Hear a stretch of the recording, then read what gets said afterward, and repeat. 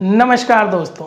आपको ये बात थोड़ी विचित्र लगेगी लेकिन ये बात हकीकत है कि अगर आप होम लोन ले रहे हैं और आपका होम लोन सैंक्शन हो जाता है, पास हो जाता है, तो आप इस बात से निश्चिंत हो जाइए कि आप जो प्रॉपर्टी खरीद रहे हैं वो 16 आने सही है। मतलब आप अच्छा माल खरीद रहे हैं। अब आप पूछोगे यार होम लोन और प्रॉपर्टी अच्छे लेने में क्या संबंध है? देखो, आजकल आप जानते हो प्रॉपर्टी को लेके काफ़ी सारे फ्रॉड्स हो जाते हैं। किसी ने प्रॉपर्टी 2-3 बार बेच दी, या प्रॉपर्टी उसके नाम है ही नहीं और आपने रजिस्ट्री करवा ली, क्योंकि हमारा जो गवर्नमेंट का जो सिस्टम है वो भी पूरी तरह ऑथेंटिकेट नहीं है। ये मैं इसलिए कह रहा हूँ कि अभी मैंने पिछले साल जुलाई में फ्लैट ख़रीदा था, तो जहाँ रजिस्ट्री कराते हैं वहाँ पर वो मेरे बायोमेट्रिक तो ले रहे थे, लेकिन मैंने देखा कि जो आधार कार्ड से जो बायोमेट्रिक लिए उसका ऑथेंटिकेशन मेरे ईमेल पे नहीं आया। मतलब अगर होता क्या है, अगर यदि आधार से कोई भी मेरे ऑथेंटिकेशन करेगा किसी भी, तो मेरे पास ईमेल पे कंफर्मेशन आ जाएगी UAIDI से कि बोले आपका आधार इस्तेमाल किया गया और आपकी इन्फॉर्मेशन शेयर करी गई है। मेरे पास कोई मैसेज नहीं आया। तो मतलब यानी कि वो सब बोकस चीज़ है कि अगर यदि वहाँ रजिस्ट्री हो रही है, आप सोच रहे हो कि आधार कार्ड पंच प्रॉपरली हो रहा है, नहीं हो रहा, तो प्रॉपर्टी में फ्रॉड होना आम बात है। अब मैं बताता हूँ कि होम लोन अप्लाई करने के साथ अगर यदि सैंक्शन हो जाता है आपका, तो क्यों आप निश्चिंत हो सकते हैं कि ये जो आप प्रॉपर्टी खरीद रहे हो वो बिल्कुल सही है। देखो, आप ये वाली बात जानती हो कि बैंक अगर किसी को लोन देता है तो पूरी जांच परख के, इंस्पेक्शन करके और पूरी ठोक बजा के ही देता है।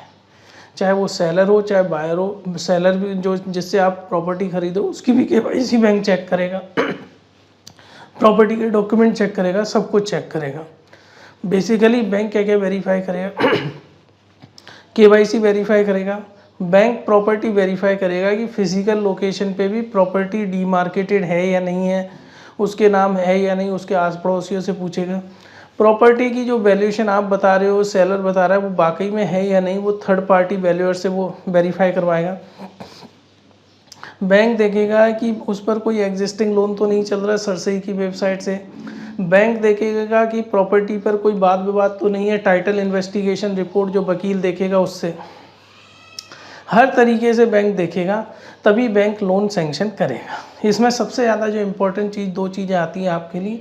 एक आती है वैल्यूएशन रिपोर्ट। बैंक तब वैल्यूएशन कराता है, तो आप ये समझ लीजिए अगर बैंक की वैल्यूएशन और आप जिस दाम में ख़रीद रहे हैं वो बहुत ज़्यादा डिफरेंस है, आप बहुत महंगा खरीद रहे हैं, बैंक वैल्यूएशन कम करके दे रहा है, तो प्लीज़ उस सौदे को मत करिएगा, क्योंकि आपका ही नुकसान होगा। क्योंकि बैंक का वैल्यूअर थर्ड पार्टी पर्सन होता है और बिल्कुल जेन्युइन रिपोर्ट ही देता है। TIR report, title investigation report, ये एडवोकेट के माध्यम से दी जाती है, जिसके अंदर एक ट्रू कॉपी भी लगाई जाती है जो रजिस्टर्ड ऑफिस से निकाली जाती है। अगर वकील ने बोला ये प्रॉपर्टी मॉर्गेज नहीं रख सकता बैंक, तो मतलब कुछ ना कुछ प्रॉब्लम है आपकी प्रॉपर्टी में। तो ये दोनों रिपोर्ट आप बिल्कुल हैम करके पढ़िएगा।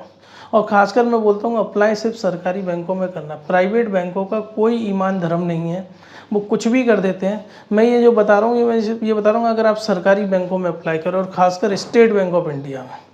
अगर स्टेट बैंक ऑफ इंडिया में अगर आपका लोन पारित हो गया, सैंक्शन हो गया, मतलब आप 16 आने सही चीज़ खरीद रहे हो। इस चीज़ का विशेष ध्यान रखें। फ्रेंड्स, अगर आपको लोन चाहिए आप हमसे संपर्क कर सकते हैं। अगर आप किसी की फ़ाइल हमें रेफ़र करोगे, हम आपको अच्छा खासा कमीशन देंगे। हमसे जुड़ने के लिए और हमसे संपर्क करने के लिए ऊपर दिए हुए नंबर पर कॉल करें, व्हाट्सएप करें या टेलीग्राम करें। धन्यवाद।